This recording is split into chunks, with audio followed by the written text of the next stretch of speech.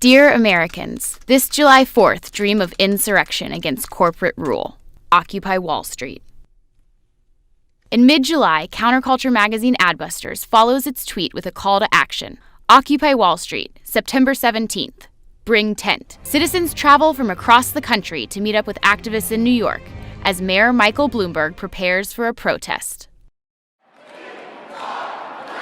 2,000 protesters descend on Lower Manhattan. The New York City Police Department blocks Wall Street, and the protesters move to Zuccotti Park, where a culture of consensus takes root. A few cans of pepper spray, an army of citizen journalists, and close to 1,000 arrests are about to change everything. We saw in the video you being sort of surrounded and just sprayed in the face. Police test boundaries and pile hundreds into paddy wagons, and the world begins to watch. Occupy Wall Street. Occupy Wall Street. Wall Street. Wall Street. Obviously, I've heard of it. I've seen it on television. New Occupy camps form around the world. People want to express themselves, says Bloomberg, and as long as they obey the laws, we allow them to. On October 15th, the so-called Day of Rage, impassioned citizens march in more than 80 cities around the world. One percenters post messages of solidarity. Meanwhile, pressure mounts for city officials to control protests. Dressed in riot gear and armed with tear gas and rubber bullets, police raid Occupy Oakland before dawn on October 25th. Headlines blast news about Scott Olson, an Iraq war vet injured by police. Days later, Oakland protesters strike back with a general strike.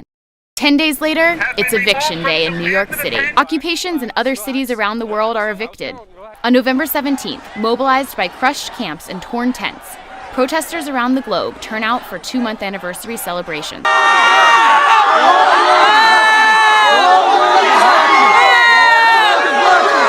Protesters find other ways to occupy. Occupy our homes. Occupy the primaries. Occupy Congress. Occupy the SEC.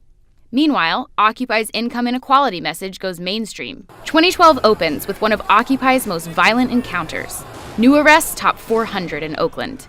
On March 17th, protesters stream back into Zuccotti Park, celebrating the 6-month anniversary of the Occupy movement.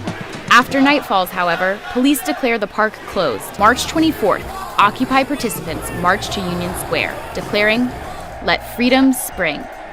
7 months of protests, millions of tweets, 7,000 arrests, more than 100 U.S. cities. Occupy Wall Street. Welcome back. Joining me now is Jonathan Smucker. He is an organizer, professor, and author of the book, How To, Hegemony How To, a roadmap for radicals. Brother Jonathan, thanks so much for joining us. Thanks for having me, Benjamin. It's great to be back talking with you again. The pleasure is always ours. Listen, 10 years ago, I had a newborn, and I remember like watching from a distance, frustrated because I couldn't be at what I believed to be one of the most important gatherings and protests and moments in American history. Tell us about Occupy Wall Street and where you were throughout that entire event. Yeah, and what a 10 years it's been since then. So I'll tell you the truth. Leading up to Occupy, I saw the Adbusters call, and I enjoyed Adbusters magazine, the countercultural magazine, and everything, but I didn't think that they knew anything about organizing, to be honest. And I was skeptical. Like I think a lot of organizers were skeptical before it happened, not because we didn't deeply agree with the politics, but we just, like a lot of times there's often, as you know, calls to action that never amount to anything. And so I was kind of in the boat of like, that's probably what this is going to be. But then, I think it was humbling in that regard, in that, so I had already been through the global justice movement and the anti-war movement and a lot of organizing in times before Occupy, before the past 10 years, when movements were small and we seemed to be kind of up against the culture. It was like the end of history. There was no alternative. And so, I could see everything that could go wrong. And you kind of needed a crop of young folks who didn't know any better. And they made the call, and they did a bunch of planning, and they took an audacious action. And it didn't take off right away. It took a couple of weeks. A couple hundred occupying Zuccotti Park turned in on the first day, September 17th, It turned into about 300 people, turned into about 3,000 people. And then through persistence and through, and they marched on Wall Street every day, every morning, and it took persistence and some missteps from the NYPD with police brutality, that finally it broke into, after a couple of weeks, it broke into the mainstream news cycle. And And you mentioned a couple of protests that you were part of prior, and it's important for us to put this in context of like the timeline, because I do remember the 2001 to 2003 anti-war movement, particularly in the build up to Iraq, and how many people opposed that. Occupy Wall Street 2010 or 2011.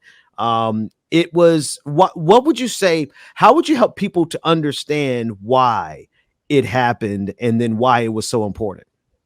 Yeah, a couple things I'll say.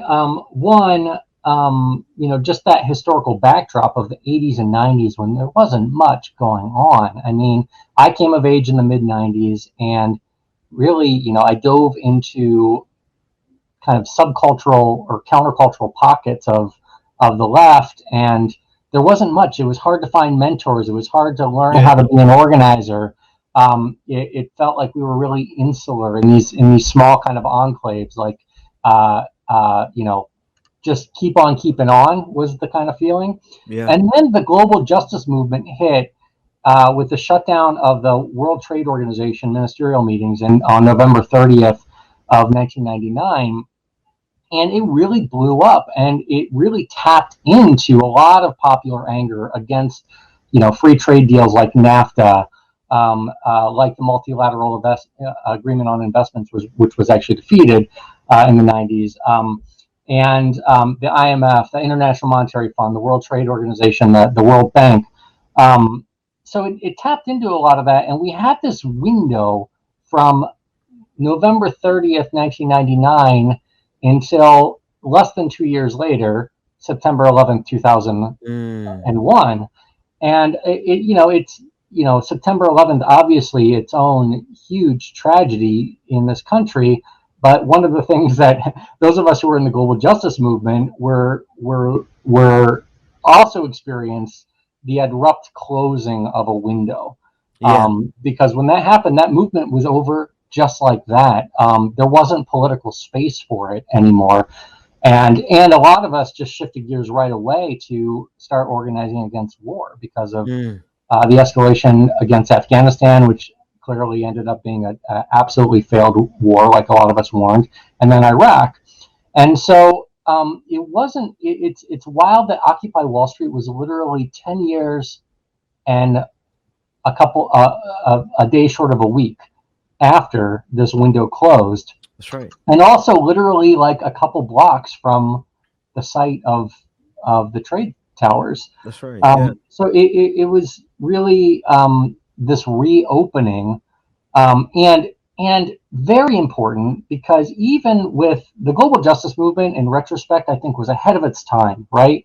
There was like nothing going on, and suddenly we had a microphone and we're able to voice these things. But the failures of neoliberalism, the failures of the economic policies, deregulation, tax giveaways to the rich,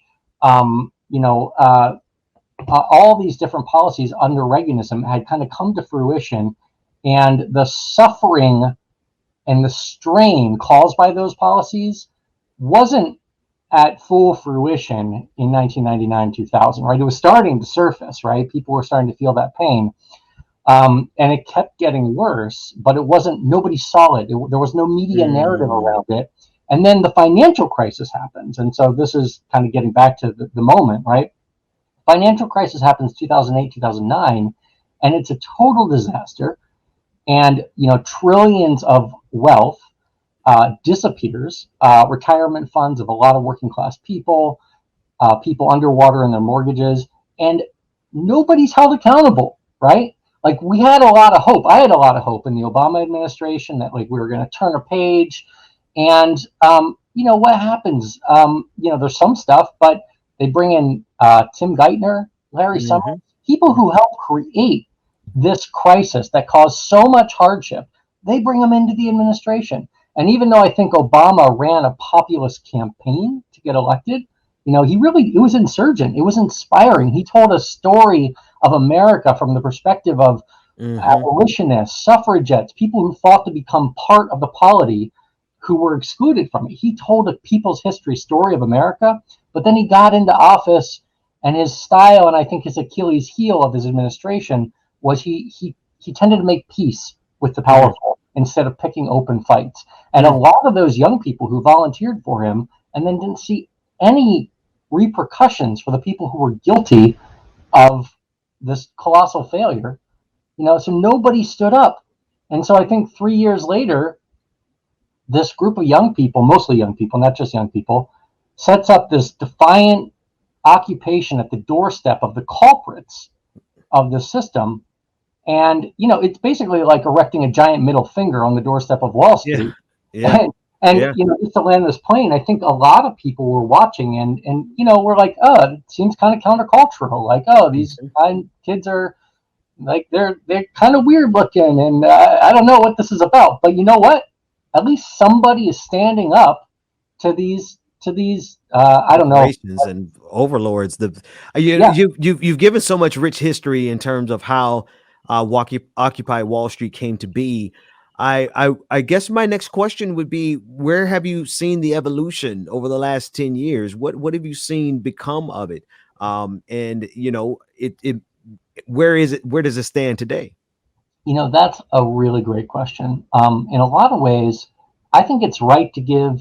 One, I think it's always right to give credit. Movements don't just start from nowhere. Like there's people involved, or people involved with Occupy, like me, who were involved with the global justice movement, the anti-war movement. There's always crossover. But I think Occupy, in some ways, does deserve some credit for helping to inaugurate this era of the past 10 years of a social movement renaissance. And some of the very specific people were involved in both Occupy and, say, like the movement for Black Lives, people like Sandy Nurse and Nalini Stamp and a lot of other folks, right?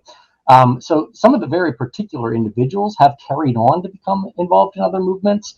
And the Bernie Sanders campaign, it was occupiers and DSA members, Democratic Socialists of America, who Bernie wasn't planning to run for president in 2016. People persuaded him to. And I think Occupy Wall Street really created the rhetorical kind of backdrop that made a Bernie Sanders run viable, and to the surprise of both leftists and of the establishment, to the excitement of us, people who were involved with Occupy, and to the horror and panic of the Democratic establishment. But I think that Occupy really did help to, I've never seen before or since such a shift. That's right. In the common sense, it was like we were in an era where it was like the end of history. Greed is good. Pull yourself up by your bootstraps. The American dream, upward mobility, and upward mobility had come to a halt a long time before, but there hadn't been an intervention that made meaning of that for people, and Occupy made that meaning. Brother Jonathan, you mentioned the end of history several times here, and I want to couch the last question to you, kind of provoking or evoking in that sense, Francis Fukuyama. I want to know, what do you think the future is of not just the Occupy movement, but the movement in general? One of the things you said offline, which we both totally agree with, is that the left is too small for us to be fighting each other. And when we say the left, we talk about those people who are fighting for liberation, fighting for equality, fighting for justice, Medicare, for all those types of things. My question to you is, what is the future of these movements if we are not at the end of history?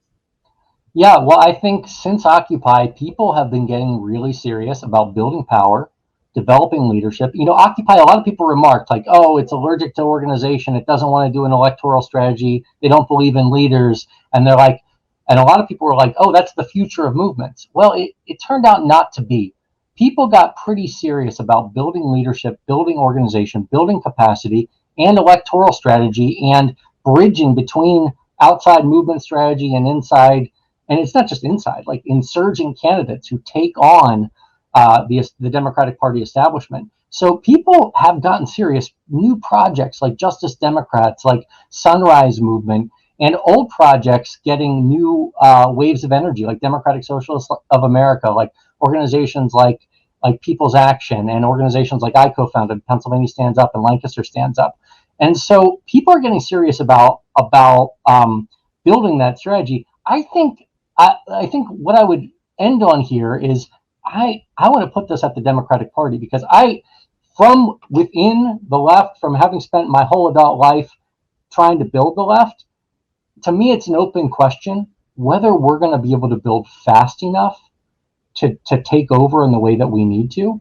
I don't know if we'll be able to. I don't know. But what the Democratic Party should stop doing is treating the left like Mayor Bloomberg treated Occupy Wall Street. Mayor Bloomberg treated Occupy Wall Street like this is just some kids in the park. I can evict them and bulldoze them and the problem will go away. The Democratic Party is treating the left that way. They're saying, oh, it's just about these leftists, these insignificant people who are making a ruckus on Twitter, etc., and they're trying to defeat the left. It's not about the left any more than the strain that working people are in was about Occupy Wall Street. It wasn't about the kids in the park, right? It's about a crisis that working people are going through. And you can defeat the messenger. You can kill the messenger. Maybe the Democratic Party will succeed. But if they do that, it will be to their detriment, because authoritarianism is what will rise and continue to consolidate if there is not a party that is fighting for working people. Yeah, that's right.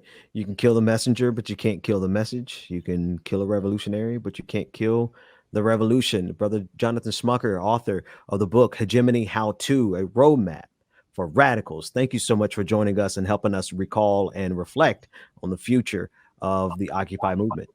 Hey, my pleasure. Thanks for talking. Pleasure's ours.